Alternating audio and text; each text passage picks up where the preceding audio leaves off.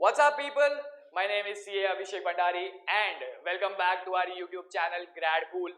That's right, Gradkul, a premier digital learning platform for graduates and postgraduate learners. Do subscribe to our channel, click on the bell icon to get the latest notifications of the videos. Do like, comment, and share it with your friends as well. Don't forget to subscribe the channel. Chalo, this lecture is all about scope of total income and its chapter hacks.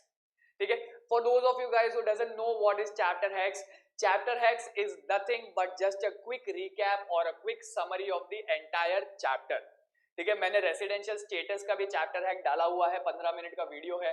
उस video में भी मैंने residential status के सारे concepts clear करवाए. So these kind of videos, जो chapter hacks के videos आएंगे हर चैप्टर के पहले, इन वीडियोस में है ना पूरा कंपोजर नहीं मिलेगा, आपका खाली कंसेप्ट क्लियर होगा. You will not be getting any sort of practical approach in this video. Sums कैसे सॉल्व करते हैं अगर आपको ये देखना है तो आपको पूरे लेक्चर्स देखने पड़ेंगे. उसमें मैंने इन डेप्थ थियरी के साथ साथ प्रैक्टिकल अप्रोच भी बताया है, बट चैप्टर हैक्स में मैंने खाली कॉन्सेप्चुअल क्लियरिटीज दी है. अब चैप्टर हैक्स के वीडियोस देखने का फायदा क्या है? फर्स्ट थिंग, ये काफी शॉर्ट वीडियोस है, 10 मिनट 15 मिनट के वीडियोस बनाऊंगा. अगर चैप्टर बड़ा हुआ तो एट द मोस्ट 20 मिनट्स. ठीक है. सेकेंड थिंग इज, आप इसको अगर चैप्टर के पहले देखते हो तो आपको एक आइडिया आ जाएगा कि पूरे चैप्टर में आप क्या क्या पढ़ने वाले हो. अगर आप इसको चैप्टर के बाद देखोगे तो आपको पूरे चैप्टर में आपने क्या क्या पढ़ा था उसका एक क्विक रिकैप मिल जाएगा. ठीक है. तो in either way chapter hack video is a win win situation for all of us. चलो, without wasting any time let's just go further कि भैया स्कोप ऑफ टोटल इनकम के चैप्टर हैक्स में अपन क्या देखने वाले हैं. तो the scope of total income is nothing but it tells you what all incomes are taxable and what all incomes are non-taxable in the hands of following three types of assessees. देख, question में तुमको तीन type के assessee आएंगे. उन तीनों assessee में कौन कौन सी इनकम टैक्सेबल होगी एंड कौन कौन सी इनकम नॉन टैक्सेबल होगी, आप लोगों को ये चेक करना है. ठीक है, पूरा स्कोप ऑफ टोटल इनकम में यही है. Next, Who are the three types of assessees? तो सबसे पहला assessee है ordinary resident. अब who is an ordinary resident? An ordinary resident is a person who satisfies one out of two basic conditions of being a resident and both the additional conditions of being ordinary resident. ठीक है, मतलब वो बंदा जो one out of two basic conditions satisfy करता है and both the additional condition satisfy करता है. ठीक है. अब बेसिक कंडीशन क्या है और एडिशनल कंडीशन क्या है, अगर आपको ये जानना है तो आप रेसिडेंशियल स्टेटस का चैप्टर हैक देख सकते हैं, मैंने उसके अंदर इन डिटेल बताया है. ठीक है. अब ऑर्डिनरी रेसिडेंट एक बार अपन को मिल गया ना. ऑर्डिनरी रेसिडेंट के केस में only exempt income is non taxable. Ordinary resident के केस में only exempt income is non taxable. उसके अलावा जितनी भी इनकम है सारी की सारी इनकम विल बी टैक्सेबल. समझ में आया? मतलब अगर आपको क्वेश्चन मिलता है और रेसिडेंट का कॉलम में अगर आपको फिगर्स डालने हैं ना, तो आपको कहीं पे भी दिमाग लगाने की जरूरत नहीं है. All you need to do is आपको एग्जेम्प्ट इनकम ढूंढना है. ठीक है. एंड उसको नॉन टैक्सेबल बताना है. खत्म खत्म. उसके अलावा जितनी भी इनकम है वो सारी की सारी टैक्सेबल है. बिना कुछ सोचे समझे फिगर्स लिख के आ जाना. गया दिमाग में? ठीक है. नेक्स्ट टाइप ऑफ असेसी जो है वो है आपका नॉन ऑर्डिनरी रेसिडेंट. अब who is a non ordinary resident? A non ordinary resident is a person who satisfies one out of two basic conditions of being a resident but fails to satisfy both the additional conditions. ठीक है. Non ordinary resident कौन हो गया? जो दो basic condition में से एक कंडीशन सेटिस्फाई कर लेता है बट वो दोनों एडिशनल कंडीशन सेटिस्फाई नहीं कर पाता. ठीक है. तो उसको बोलेंगे नॉन ऑर्डिनरी रेसिडेंट. दोनों एडिशनल कंडीशन सेटिस्फाई कर ली तो ऑर्डिनरी रेसिडेंट, नहीं की तो non ordinary resident.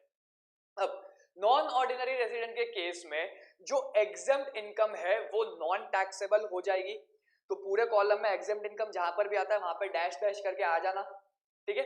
Exempt income के अलावा income which is received, accrued और arise or deemed to have been received, accrued or arise in India, that income will be taxable. Non ordinary resident के case में India अगर picture में आ गया तो इनकम टैक्सेबल हो जाएगी. कैसे? आगे देख. Income received outside India, income received outside India from a business, profession और an operation which is set up in India. Again India picture में आ गया, ठीक है. या तो मेरे को एक्चुअल इनकम इंडिया से होनी चाहिए या फिर इनकम इंडिया से जनरेट होनी चाहिए.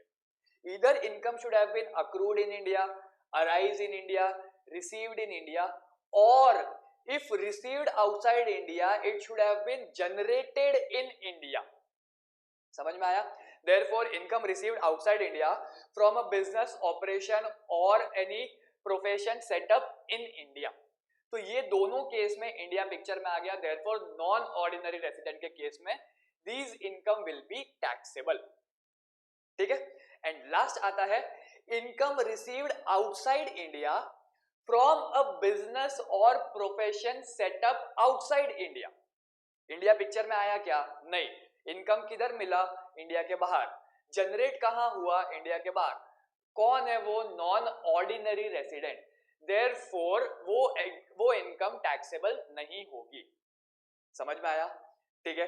यही इनकम अगर मैं रेसिडेंट के केस में देखता हूं, ऑर्डिनरी रेसिडेंट के केस में, तो टैक्सेबल हो जाएगी सारी की सारी. बट अगर मैं नॉन ऑर्डिनरी रेसिडेंट का केस देखता हूं तो उसमें खाली अगर इंडिया पिक्चर में है तो इनकम टैक्सेबल होगी, अदरवाइज टैक्सेबल नहीं होगी. क्लियर हो क्या? ठीक है.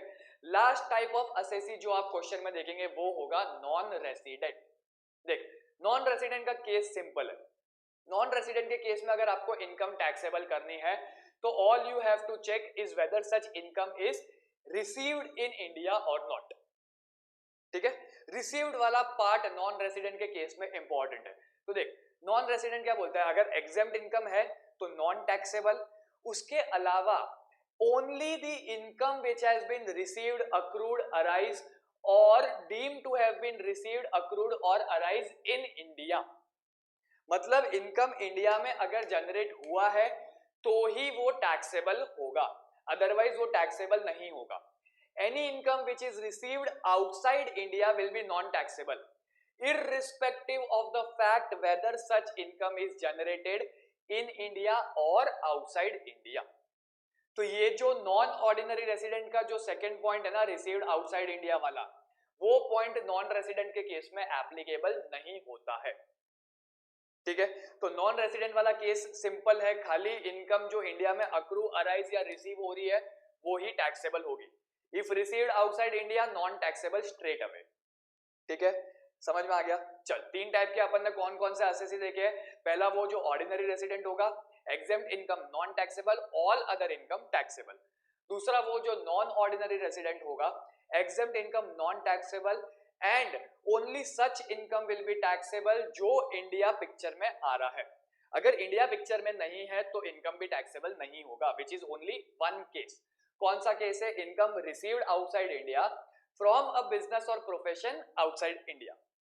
ठीक है. एंड लास्ट आता है नॉन रेसिडेंट का case, exempt income non taxable and only such income which is accrued, arised और received in India will be taxable.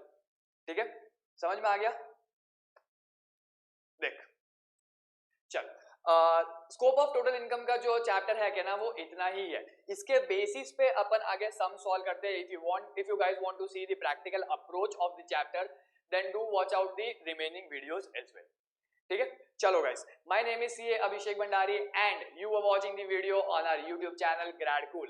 That's right, Gradkul, a premier digital learning platform for graduates and postgraduate learners. Do subscribe to our channel, click on the bell icon to get the latest notifications of the videos, and do like, comment and share the video with your friends as well. Chalo guys, adios and have a nice day. Bye bye.